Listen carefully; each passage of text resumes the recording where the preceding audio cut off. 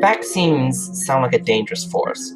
The fact that people can stab you in the arm and it's socially acceptable is a concept that would have been passed off as someone being a maniac over 150 years ago.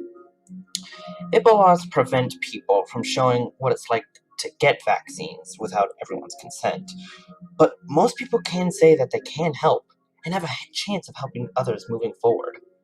Still, the constant rampage of confused and scared people can lead others into thinking that vaccines can't help, or not as much as possible.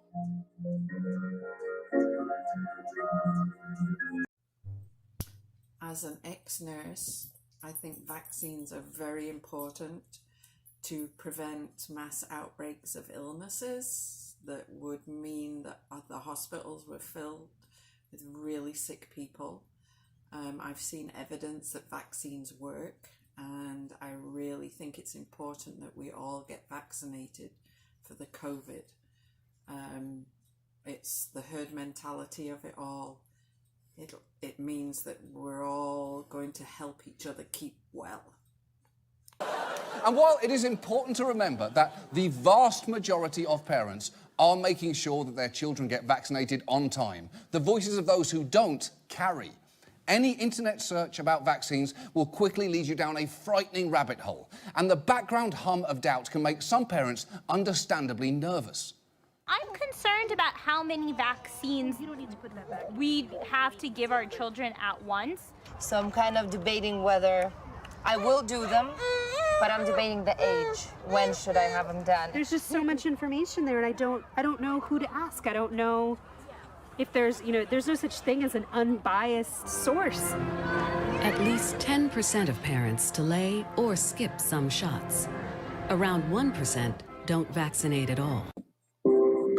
In the aptly and creatively named article, Vaccination, by the people at the Jenner Institute, they described how they found out how cowpox was first transmitted, and how they were able to prevent mass spreading from continuing by the use of antibodies and antibiotics, with the first cowpox vaccination of its kind, even if some were confused by it.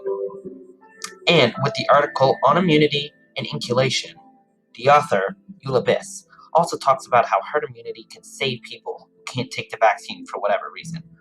The first picture, Herd Immunity by the National Institutes of Health, describes exactly that, the process of herd immunity. Smallpox, the speckled monster, however, is a political cartoon based on cowpox problem, thinking that cowpox gives everyone cow heads.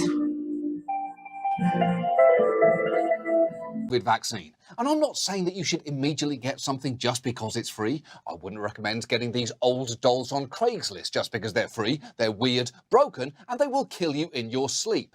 But these vaccines could save not just your life, but the lives of people around you. And it's genuinely dispiriting that just a few months into the vaccine rollout, we are already at this point. And the problem is, for the coronavirus, the herd immunity threshold is thought to be between 70 and 90% of the population. But a survey found that while 60% of American adults have got or want to get the vaccine, another 18% say maybe, and 22% say no. And if you're thinking, well, hold on, if every maybe gets the vaccine, that still puts us at 78%. Unfortunately, that poll doesn't take into account children who we're not vaccinating right now and who make up around 22% of the population. So we need to get the vaccine into as many adults as possible as soon as possible. And that means you really need to get vaccinated.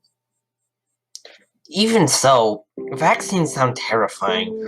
The fact that dead organisms are put into your body so you know how to fight those germs later in life sounds kind of eerie.